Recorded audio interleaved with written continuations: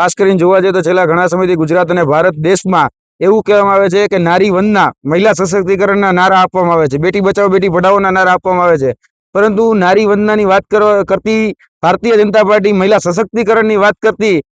Bharatiya Janata party એ ખરેખર રીતે મહિલાઓ સાથે કયું કૃત્ય કરે છે એ તમારે જોવું હોય તો ગોંડલની ભૂમિ ઉપર આવીને તમે જોઈ શકો છો કે ગુજરાતની નારી, આ દેશની નારી ને કઈ રીતે પ્રતાડિત કરવામાં આવે છે, કઈ રીતે એની ઉપર હુમલાઓ કરવામાં આવે છે. અને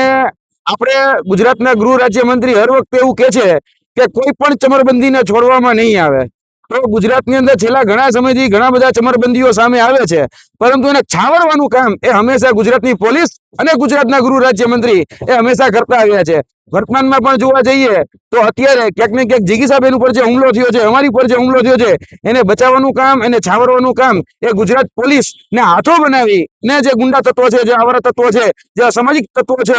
એ તત્વોને બચાવવાનું કામ પણ એ ગુજરાતની ગૃહ રાજ્ય મંત્રીના ઈશારે એ ગુજરાતની પોલીસ ક્યાંક ને ક્યાંક કરી રહી છે. છેલ્લા ઘણા સમયથી જોયું હશે કે આપણે ગુજરાતની અંદર શાંતિ દોડવાનું કામ એ હંમેશા ભારતીય જનતા પાર્ટીએ કર્યું છે.